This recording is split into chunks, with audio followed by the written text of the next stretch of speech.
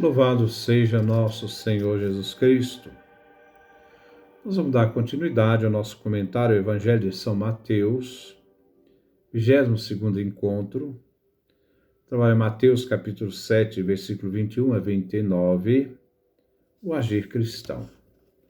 Ouçamos então a nossa leitura. Capítulo 7, versículo 21 até o final. A fé é uma prática. Nem todo aquele que me diz, Senhor, Senhor, entrará no reino do céu. Só entrará aquele que põe em prática a vontade do meu Pai que está no céu. Naquele dia, muitos me dirão, Senhor, Senhor, não foi em teu nome que profetizamos? Não foi em teu nome que expulsamos demônios? E não foi em teu nome que fizemos tantos milagres? Então eu vou declarar a eles, jamais conheci vocês. Afastem-se de mim, malfeitores. Passar para a ação. Versículo 24. Portanto, quem ouve essas minhas palavras e as põe em prática, é como o homem prudente que construiu sua casa sobre a rocha. Caiu a chuva, vieram as enxurradas, os ventos sopraram com força contra a casa, mas a casa não caiu, porque fora construída sobre a rocha. Por outro lado, quem ouve essas minhas palavras e não as põe em prática, é como um homem sem juízo, que construiu sua casa sobre a areia. Caiu a chuva, vieram as enxurradas, os ventos sopraram com força contra a casa, e a casa caiu, e a sua ruína foi completa. Quando Jesus acabou de dizer essas palavras, as multidões ficaram admiradas com o seu ensinamento, porque Jesus ensinava como alguém que tem autoridade e não como os doutores da lei. Este é o texto que nós vamos refletir no dia de hoje. Versículo 21. Nem todo aquele que me diz Senhor, Senhor, entrará no reino dos céus. Só entrará aquele que põe em prática a vontade do meu Pai que está no céu. O testemunho dos lábios que reconhece Jesus como Senhor deve seguir praticando obras da fé. As práticas e as obras da fé devem ter como orientação a vontade do Pai, Pai eterno, que está nos céus. Vemos a união entre o Antigo e o Novo Testamento. A vontade de Deus, revelada no Antigo Testamento, é realizada em Jesus. Unida à profissão de fé em Jesus, o Senhor Kyrios. A meta que a todos orienta é a vontade de Deus Pai. Não basta invocar a Deus pela boca. Aqui se refere a Jesus, Senhor, Senhor. No Antigo Testamento se refere ao Pai, aqui a Jesus. O discípulo de Jesus, que vive as bem-aventuranças, não deve invocá-lo para entrar no reino dos céus, para ser salvo. É preciso realizar a vontade do Pai, para entrar no reino dos céus. Jesus realizou a vontade do Pai, cumprindo a missão que o Pai lhe deu. Ele viveu plenamente esta vontade. O cristão não pode somente achar que a invocação de Jesus é suficiente para salvar, mas se deve realizar, como Jesus, o Mestre, a vontade do Pai eterno. Versículo 22. Naquele dia, muitos me dirão, Senhor, Senhor, não foi em teu nome que profetizamos? Não foi em teu nome que expulsamos demônios? E não foi em teu nome que fizemos tantos milagres? Jesus agora refere ao dia do juízo, naquele dia. E refere a muitos que receberão a negativa de Jesus: nunca vos conheci. Eles invocam a Jesus e clamam: Senhor, Senhor. O juiz e o ressuscitado. E para garantir, eles afirmam o que fizeram como vantagem para serem acolhidos na eternidade. Expulsaram demônios, fizeram milagres, profetizaram. Tudo feito em nome de Jesus, na pessoa de Jesus, querendo com este elenco garantir a salvação. Pois, como disse no versículo anterior, o 21, não basta invocar, mas se deve fazer a vontade de Deus, Pai. Versículo 23. Então eu vou declarar a eles: jamais conheci vocês. Afastem-se de mim, malfeitores. A sentença severa será dada por Jesus. Ele afirma: eu vou declarar a eles: nunca vos conheci. O advérbio de negação restritivo, nunca, jamais, pois não fizeram a vontade do Pai do céu. O discípulo deve ser coerente. Não basta desempenhar uma função ministerial, mesmo coisas com dons sobrenaturais. A necessidade de manter a coerência com a vontade de Deus, uma vida coerente como Deus exige, é fundamental para a salvação. Os feitos milagrosos não são equiparados a outras ações misericordiosas e transformadoras. Os milagres, isoladamente, não são suficientes para a salvação. Apartai-vos de mim, malfeitores, falsos profetas, pois realizam o que é contrário à vontade divina, que inclui falar, falsidade,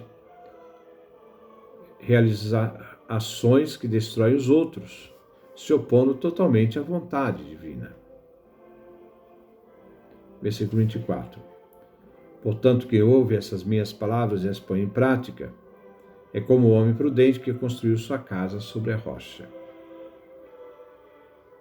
Jesus, para ilustrar o que é fazer a vontade de Deus, narra uma parábola da casa sobre a rocha e da casa construída sobre a areia. Devemos conhecer como se construíam as casas na Palestina, no tempo de Jesus. A casa era feita de pedra, barro e madeira, frouxamente ligados. As chuvas na região eram geralmente repetidas e fortes. As enxurradas se avolumavam sobre o chão pedregoso, pois não há bosques nem prados no chão poroso que possam absorver as águas. A casa construída sobre a rocha não é arrasada, porque as águas passam de lado, sem minar o fundamento da casa. Duas atitudes neste versículo são importantes.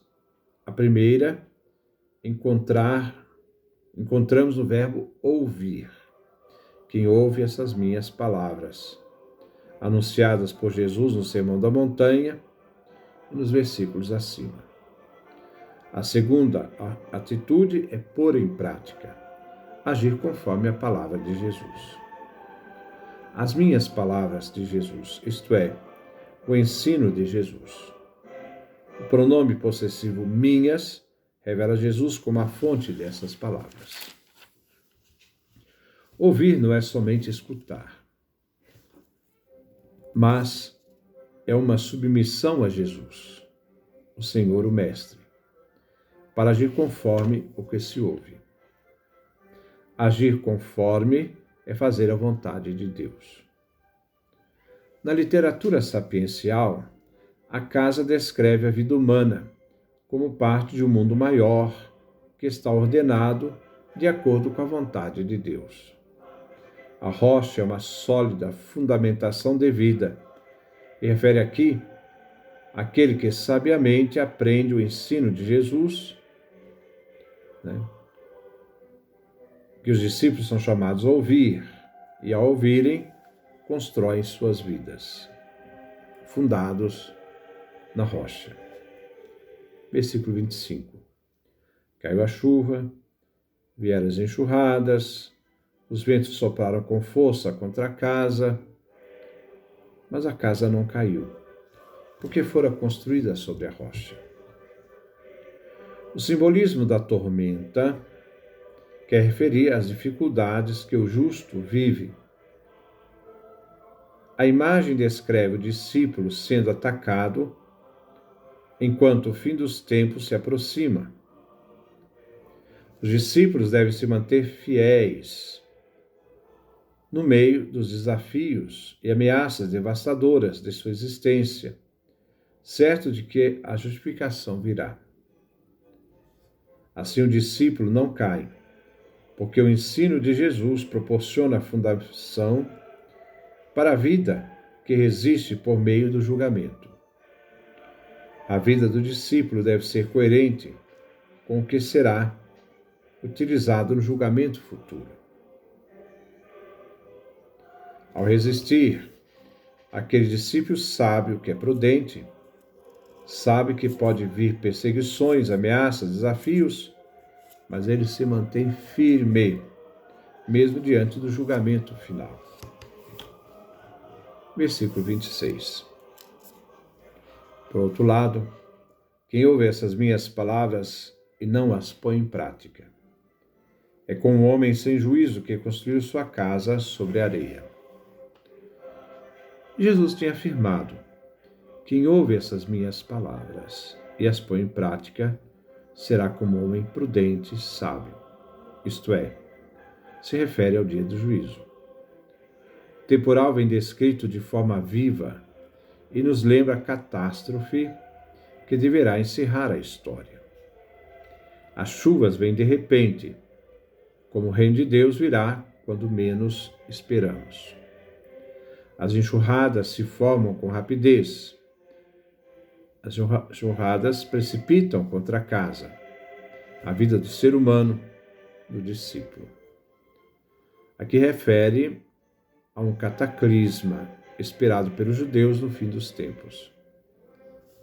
A decisão da sorte da casa, a vida humana, será única e definitiva. Ninguém poderá reconstruir, visto que a casa desabada jamais irá ressurgir das ruínas. No ensino de Jesus, vemos onde colocar o fundamento para subsistir ao tribunal do juízo. Não se pode só escutar a palavra, é necessário praticá-la, vivê-la. O homem sem juízo é aquele que carece de entendimento, mas é também aquele que ouve a palavra e não a coloca em prática.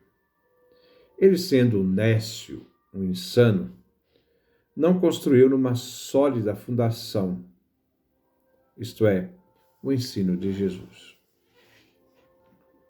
Versículo 27.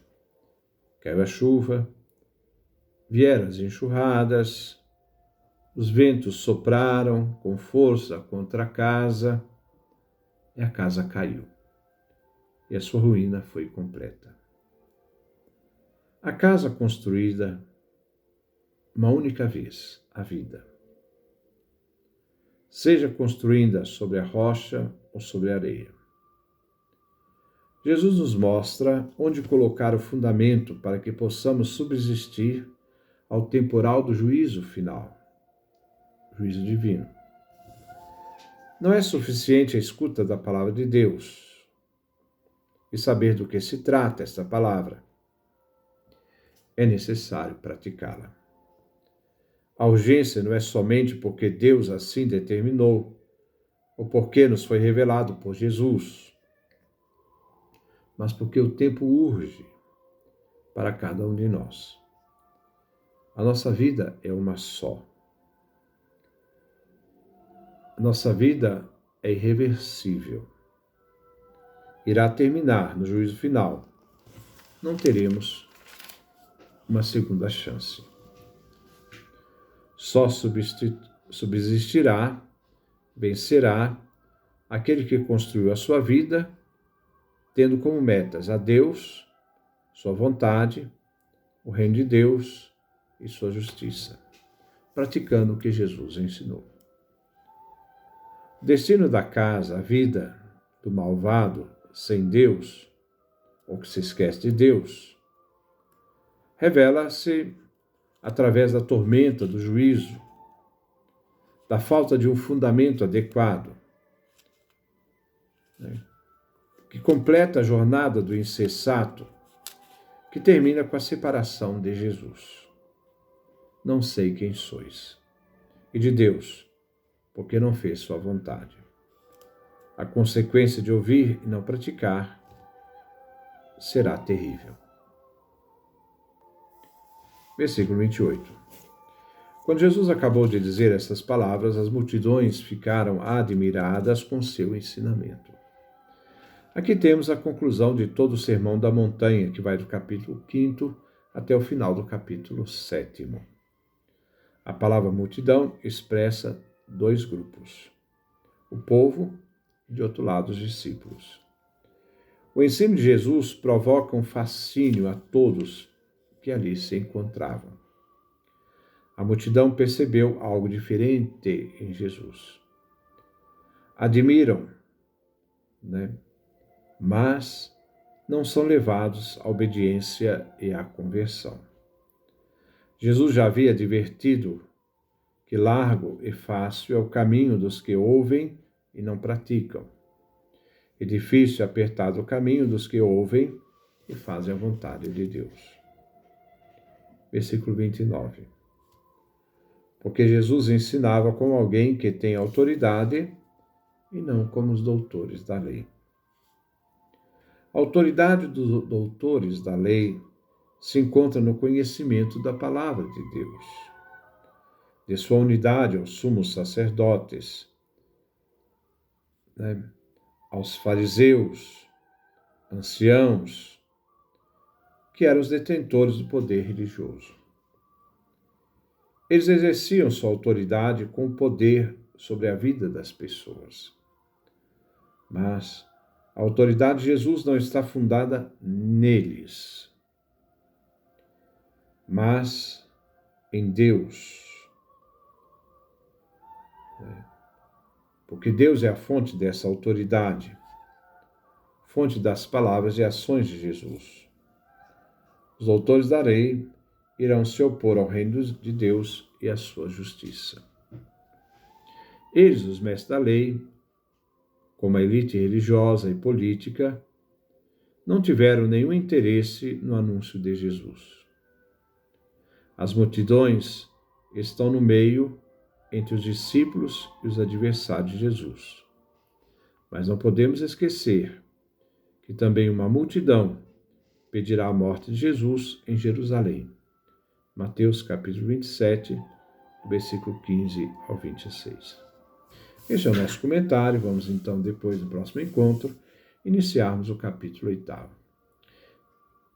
que é a parte mais narrativa do Evangelho, um bloco de parte narrativa. Que Deus nos dê a sua graça, a sua bênção, sua face resplandeça sobre nós.